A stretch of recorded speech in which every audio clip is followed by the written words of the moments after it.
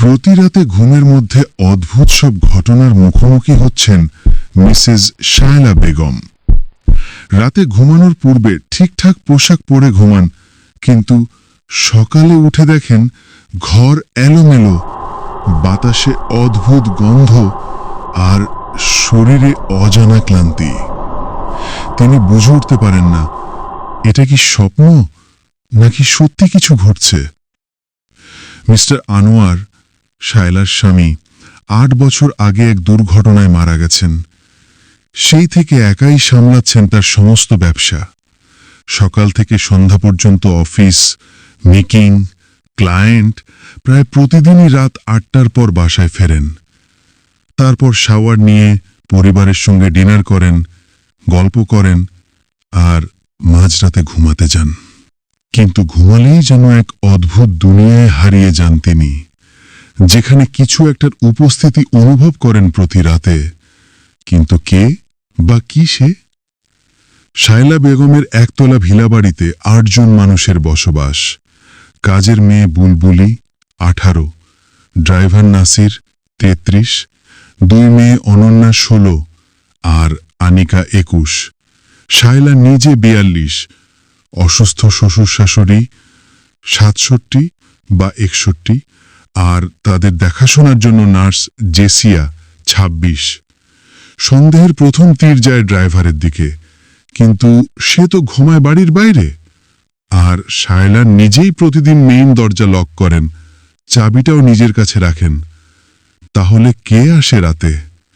নাকি আদৌ কেউ আসে না, কিছু অন্যরকম ঘটে?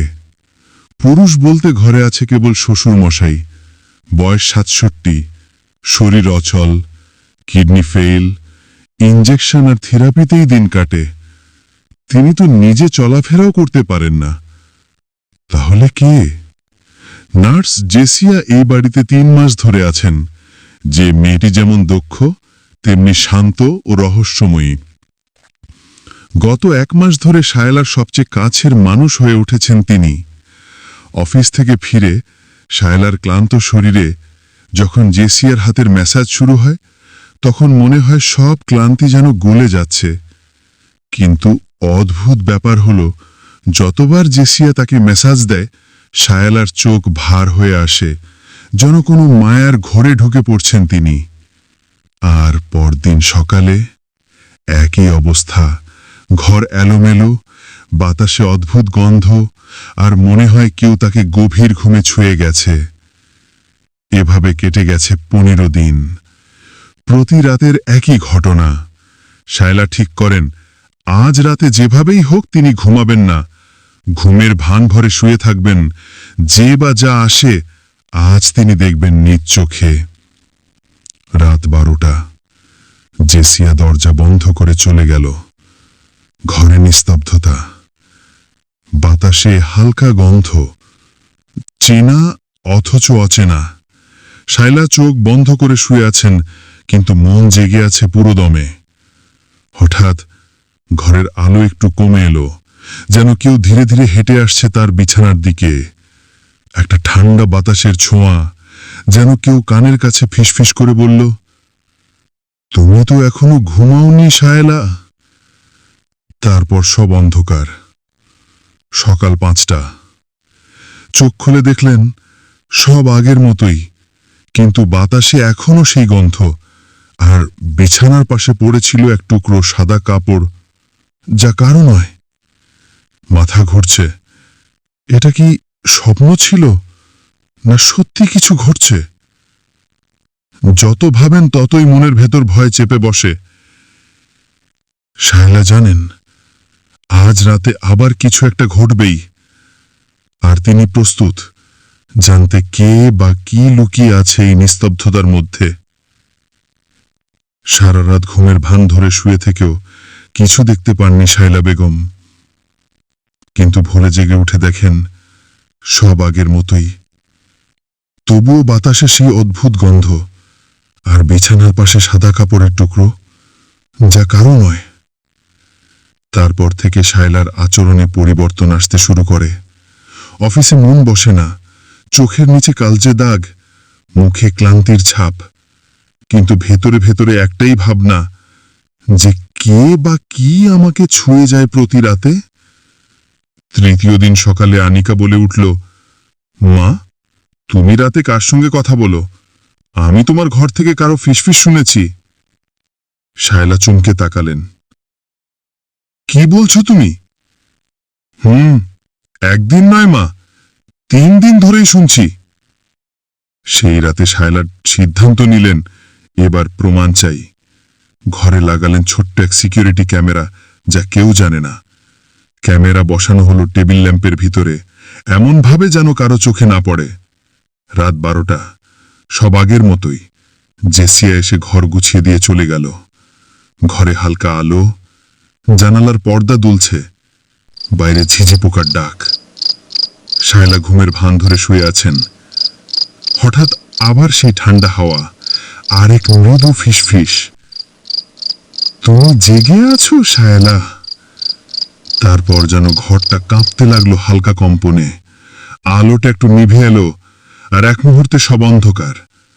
শায়লা অনুভব করলেন কেউ যেন তার চুলে হাত রাখল। একটা ঠান্ডা নিঃশ্বাস কানের কাছে এসে মিলিয়ে গেল অন্ধকারে। পরদিন সকালে তিনি ছুটলেন ক্যামেরার ফুটেজ দেখতে, কিন্তু স্ক্রিনে দেখা গেল রাত 12টা 3 মিনিট থেকে সকাল 5টা পর্যন্ত ফুটেজ ব্ল্যাঙ্ক। শুধু শোনা যায় এক ঝাপটা হাওয়ার শব্দ, আর খুব ক্ষীণ কণ্ঠে কারো নাম উচ্চারণ, আনোয়ার। মুহূর্তেই শরীর ঠান্ডা হয়ে গেল শায়লার। আনোয়ার, তার মৃত স্বামীর নাম। কিন্তু কিভাবে সম্ভব? তিনি তো 8 বছর আগে মারা গেছেন। শায়লা ভাবলেন হয়তো কোনো টেকনিক্যাল সমস্যা, কিন্তু রাত বাড়ার সঙ্গে সঙ্গে ভয়ও বাড়তে লাগলো। ঘরে একা থাকলে মনে হয় কেউ যেন তাকিয়ে আছে, আয়নার সামনে দাঁড়ালেই মনে হয় পেছনে কেউ দাঁড়িয়ে আছে। অস্পষ্ট ছায়া, হয়তো কারো মুখ।